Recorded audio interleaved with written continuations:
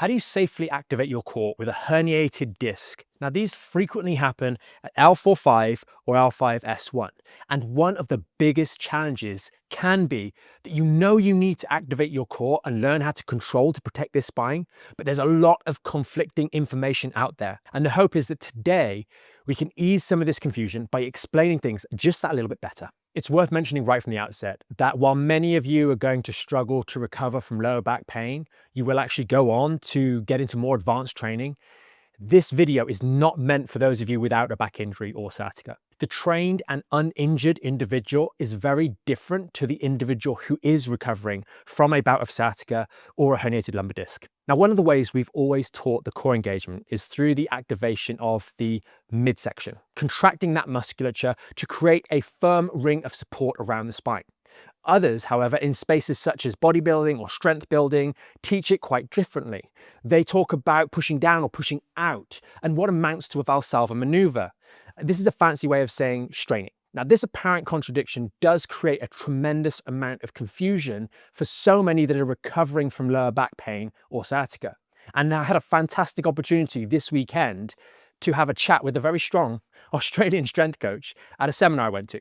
Now, this was done by Sean McEnroy, and we had a great conversation about this concept to help bridge the gap and generate a good understanding, which hopefully helps you all better understand the interplay between these seemingly two different approaches. So we wanted to start this by considering why are we activating the core. Now, the region between the bottom of the rib cage and the pelvic floor, with the spine running through the middle, is really a potentially very vulnerable space.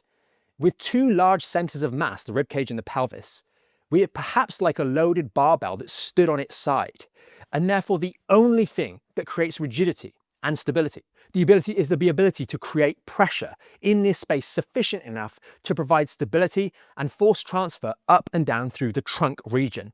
And if you think about this region as a tin can, the spine, of course, runs down through the middle. The diaphragm on the top makes up the lid of this tin can. The abdominal and trunk region around the sides make up the side of the can. And then the pelvic floor is going to make the base of that same tin can. Now, when these parts contract in balance, we get pressure raises within the can, and this creates the stiffness. So the spine doesn't buckle as you move in one direction or another. The greater the off-balancing force, the greater the required force from these muscles in all directions to preserve spine stability. When we're talking about the stability of a joint, at its root, we're talking about trying to stabilize a given joint from moving. Taking the example of the elbow joint, as I mentioned in the seminar, just to contract the bicep or the tricep will move the joint in one way or another, flexing or extending the elbow.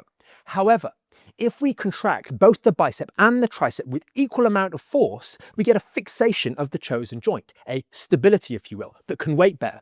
For example, with the elbow like there at 120 degrees, roughly. Now, the stability in the spine is very similar. It's the interplay between these different muscles on the different margins of the tin can that allow us to provide this control and to exert pressure and exactly fix the position of the spine. Now, to switch gears, this section on breathing might be a little bit more detailed than is necessary, but it should really help you get a deeper insight into how this all works through breathing. Now, the diaphragm is the primary driver in the way in which we human beings breathe. It contracts and it pulls the lungs down, and as a result, this creates a negative pressure in our ribcage or thorax. If we think about the body as having two halves, the top half being the thorax and the bottom half being the abdomen, the diaphragm is the separator in the middle. And so when it decreases the pressure in the thorax to draw air in, the abdominal pressure either increases or, in the state of the relaxed tummy, it bulges. And this is normal diaphragmatic breathing. It's the way we should breathe. It's the way all of us breathe normally. If the abdominal wall did not stay relaxed in this case, the tummy would not move, and therefore the pressure in the abdomen would increase, creating spine stability, or at least a greater stability than was there before. Now, for certain activities where more oxygen is needed, some extra accessory muscles come in two categories to help. In inspiration and expiration, that's breathing in and breathing out.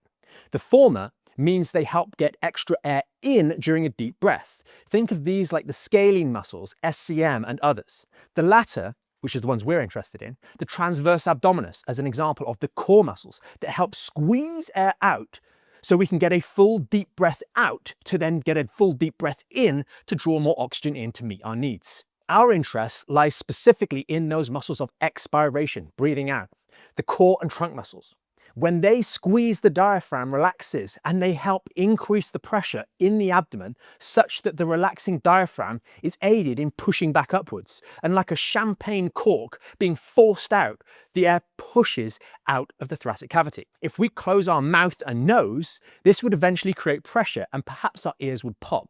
And you'll be pleased to know that I'm not going to go into the excruciating anatomical detail to explain this more. Now, it's these accessory muscles of expiration, the core, that many really struggle to utilize. And this is what we're going to get into next. Now, one of the great nuggets from Sean's seminar was a comment by the audience that we then picked up for discussion about overestimating the individual's level of competence, their skill level, their ability to perform any given movement. And it happened that we were talking about the squat. When it comes to these with a lower back injury or sciatica, it is very common that there is often a serious inability to actually control and utilize the midsection muscles at all. This is one of the reasons that some of the early training tips are to literally hook the contraction of the core to the out breath. This should make sense now, because these muscles play a vital role in meeting the tension of the diaphragm to create a solid, stable, pressurized core. The forced work from the core muscles helps squeeze out the air from the lungs. This is why we teach the core engagement with a breathing at the most basic level, literally lying on the floor or lying on the bed. Exaggerating the belly breathing phenomenon, pulling down with the diaphragm, breathing deeply, and then squeezing the air out, like in the case of the exaggerated candle drill, to accidentally feel what it's like to have those core muscles contract. For many, this is kind of like a light bulb moment. They're like, that's what they're supposed to feel like. And for more, this is often a real hurdle to overcome. For how can we actually hope to create any stability if we don't have fundamental and conscious control of these areas? It's like trying to do a squat safely with no coordination of the muscles of the legs or hips. A recipe for serious trouble should we be foolish enough to start to challenge ourselves with such a vulnerable and uncoordinated movement. Now, ladies who've had children, let alone C-sections, find this particularly a challenging feat, not least because the re-establishment of core control is left to yourself and never really explicitly you've been given the guidance or have relearned after giving birth. And so it's this inability to control the core, a fundamental aspect of stability that really needs to be relearned. So with all that, hopefully you can appreciate the reasons why a lot of our information about creating stability for the spine centers around the generation of stability through learning the engagement and activation of the core set of muscles that wrap around the trunk, the side of the tin can, as we mentioned earlier. Now, when it comes to strengthening the core, fundamentally, this is synonymous with creating core stability and protecting the lower back. And so we find specifically for the individual struggling with lower back issues, herniated discs, sciatica, etc., learning this ability of core control first is of paramount importance. Once more, controlling the lower section of the core, the bit between the belly button and the pubic bone, is a vital area that is lacking control in so many. But with thoughtful practice over time, skill does develop, and skill enough to work on building strength in this domain whilst retaining competence.